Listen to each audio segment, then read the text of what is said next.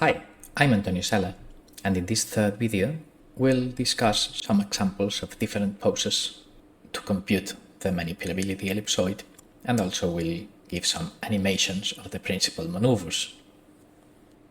In previous videos, we discussed this robot model. We selected a pose.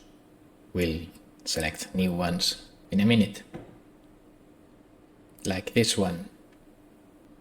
We did some scaling and we computed the singular value decomposition of the Jacobian, giving rise to the principal maneuvers, and the Jacobian allowed us to define the so-called manipulability ellipsoid, which is the set of feasible velocities with unit norm angular speed. Of course, with the scaling, we could do unit norm in some normalized units. So these were the kind of manipulability ellipsoids and principal maneuvers that could be drawn for a particular pose. The red ellipsoid and the arrows have units of velocity. We also discussed the fact that hard angular speed limits may not lie in the unit sphere, but in the unit cube. Then the exact set of feasible velocities will be the inside of this yellow polyhedron, but the red ellipse is a useful approximation because we can understand with it the principal maneuvers, and also it will be the speed solutions if we use Jacobian and pseudo-inverses in our linear control computations. So now let us analyze another poses of the robot to get a clearer idea of what these ellipsoid and maneuvers mean.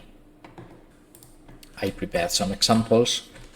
So in this one I will have a pose that will give me a well-conditioned ellipse, in the sense that this will be the pose and the condition number of the Jacobian is 1.3. So the manipulability ellipsoid is almost a sphere. The robot is nearly, isotropic in the sense that it behaves the same in all directions. That would be if condition number were 1. So here I have a manipulability ellipsoid which is rounder, has less eccentricity than the previous one, and here we have the principal maneuvers, and for instance, if you look at the green arrows, the null maneuver has a large speed in the intermediate joints. It depends on the pose, of course.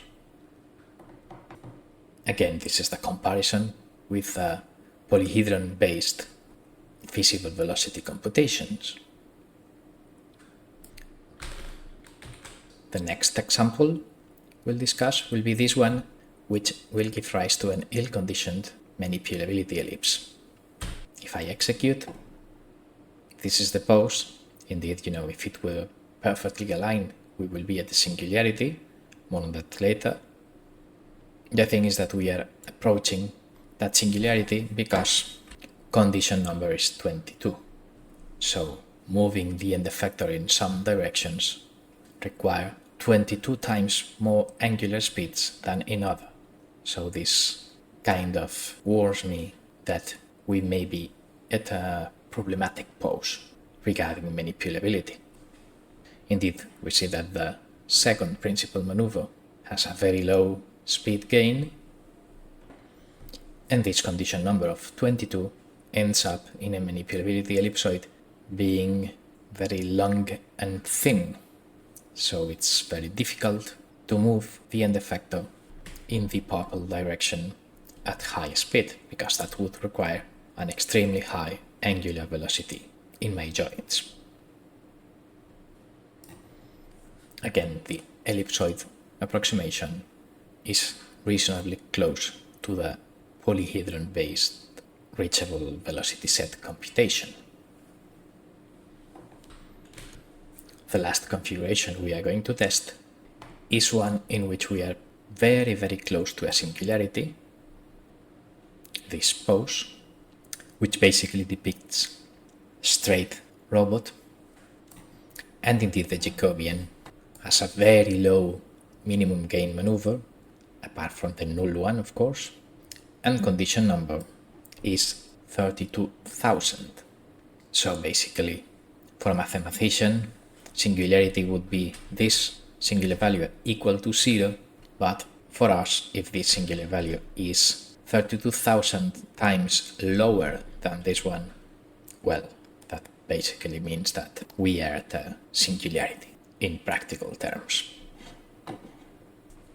Indeed, if I draw the principal maneuvers and the ellipsoid, well, Matlab doesn't even draw an ellipsoid. It is so thin that Matlab refuses to draw it because it's, an ellipsoid of zero length axis in one of the directions, so it only draws the single principal maneuver 1 and principal maneuver 2 and 3 are actually two null maneuvers in this singular configuration.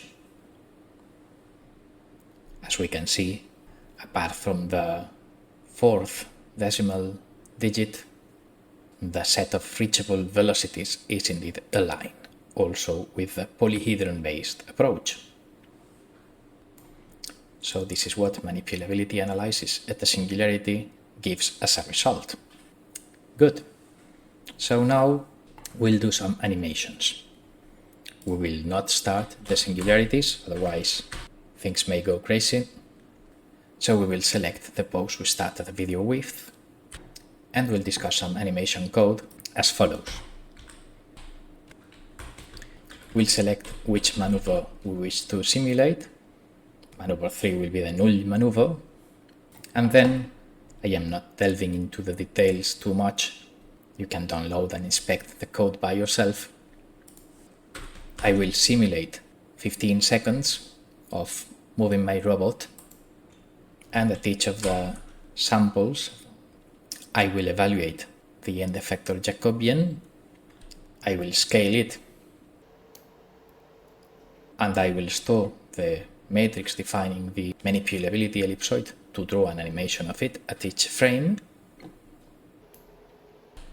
I'll also carry out SVD of such scaled Jacobian to compute the principal maneuvers, because, well, I need to move as given by that maneuvers. As SVD is not unique up to some signs of U and V, then I put this code so that the angular speeds at the new iteration are the closest possible to the ones at the previous iterations, so I test the positive and negative solution, and U times S gives me the direction and amplitude, the vector associated with the end effector velocity in the selected principal maneuver. So this will be the velocity I command in physical units. We had scaled units, but I multiply by scaling to get physical units, and then I integrate that angular speed to get angular position for the next iteration. So with this code you can download from the link in the documentation. I draw ellipsoids, arrows, the robot and whatever, but the issue is that we'll analyze the animation. So maneuver 3 is the null maneuver, and then if I animate this, we can see how articulations move, but end effector does not.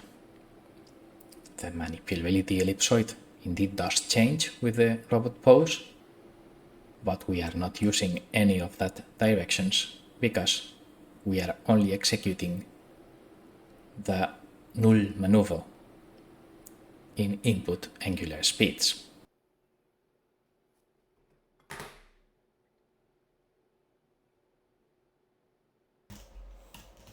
I will now check the first gain maneuver, the maximum velocity.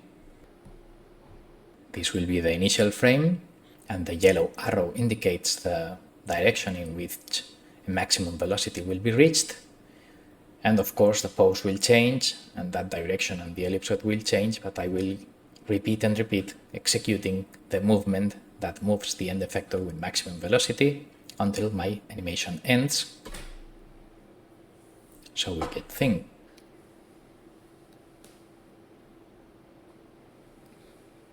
We can see how the velocity is always aligned with the major axis of the ellipse.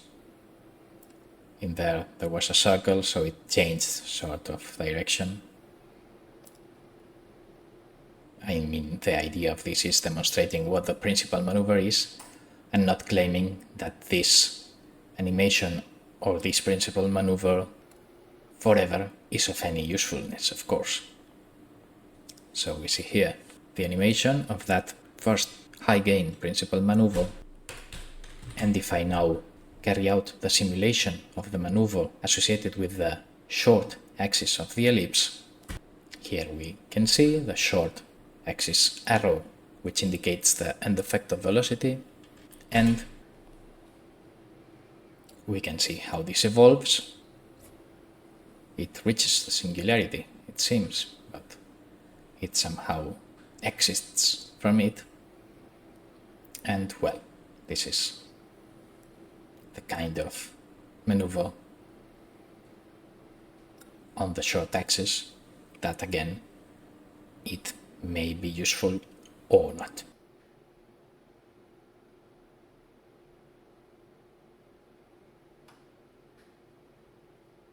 So with this animation, we end the video here. In this video, we discussed several examples of manipulability, ellipsoid, and principal maneuvers. Graphically, we saw that as we get close to singularities, conditioning worsens, gets higher, and ellipsoids get thinner. And we ended the video describing animations of the three principal maneuvers, the null one we are watching again, and also the large speed major axis or the small speed minor axis ones. With this, we end the video here.